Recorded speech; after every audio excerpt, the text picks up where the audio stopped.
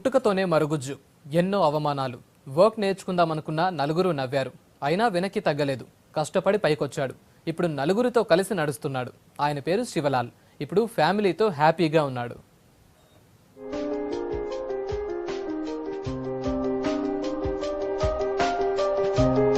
పేరు శివలాల్. రాష్ట్రంలోనే పొట్టి వ్యక్తిగా రికార్డుంది. పుట్టుకతోనే మరుగుజ్జుగా పుట్టిన శివలాల్ లైఫ్ లో చాలా ప్రాబ్లమ్స్ చూశాడు. ఎక్కడికెళ్లినా ఇబ్బందులే పడ్డాడు. బాడీ ప్రాబ్లం ఉండటంతో ఏ పని చేయలేనని కొన్నేళ్ల పాటు నిరుత్సాహపడ్డాడు. కనీసం టైపింగ్ నేర్చుకోవడానికి వెళ్లినా కానీ అవమానించారు. ఈ పొట్టి వేళ్లతో టైపింగ్ ఎలా చేస్తావని వెక్కిరించారు. కానీ కాన్ఫిడెన్సే ఆయన్ని కాపాడింది. ఇప్పుడు హ్యాపీ లైఫ్ లీడ్ చేస్తున్నాడు.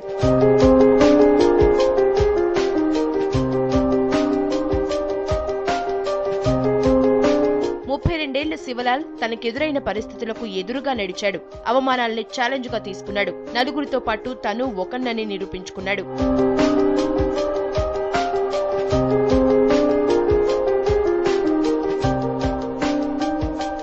కరీంనగర్ జిల్లా మెట్పల్లి వాసి శివలాల్ బంజారాహిల్స్ లో ఉంటున్నాడు ప్రస్తుతం. కంప్యూటర్ పై నాలెడ్జ్ పెంచుకుని అదే టాలెంట్ తో జాబ్ సంపాదించి తన ఫ్యామిలీతో హ్యాపీగా ఉంటున్నాడు.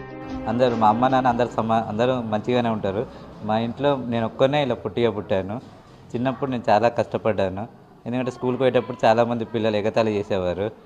అలా చూసి నేను చాలా బాధపడి ఫీల్ అయ్యేవాడిని. చాలాసార్లు కూడా మా అమ్మ నాన్నని అడిగాను, నేను ఎందుకు ఇలా పుట్టాను, మీరు అందరూ మంచిగా ఉన్నారు, మా తమ్ముళ్ళు అందరూ మంచిగా ఉన్నారు, నేను ఒక్కరే ఇలా ఎందుకున్నానని. ఆ విధంగా అడిగినప్పుడు నేను అందరి వ్యక్తుల కంటే ఎందుకు సమానంగా ఉండొద్దు అని చెప్పి నేను కష్టపడి చదివి డిగ్రీ పూర్తి చేశాను. టైప్ రైటింగ్లో కూడా నాకు ఇంటర్లో ఒకేషనల్ గ్రూప్ వస్తే మా ఇంటర్ సార్ నీకు టైప్ చేయరాదని చెప్తే అది ఛాలెంజ్గా తీసుకొని నేను టైప్లో లోయర్ గ్రేడ్లో డివిజన్ ఫస్ట్ వచ్చాను. తర్వాత కంప్యూటర్ కూడా నేర్చుకున్నాను ఫ్రెండ్స్ సహకారంతో.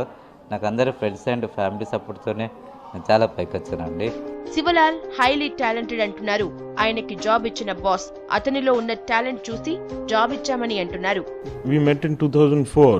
When I first saw him, I really appreciated his knowledge in technology, in the sense computers. Then I asked him, did you do any course or anything? No, all self-learned. Then I said, okay, come and join me. Then he joined me and father questioned me, will it not create a problem? I said, no, it will not create a problem. He will be an asset to the organization. And since then he's proved himself very well in these 12 years. Success అవ్వడానికి శరీర ఎదుగుదల అవసరమే అయినా అదొక్కటే అడ్డు కాదని నిరూపించాడు శివలాల్. వైకల్యం ఉన్నా మిగతా వారితో పోల్చితే తనేం తక్కువ కాదని నిరూపించుకున్నాడు.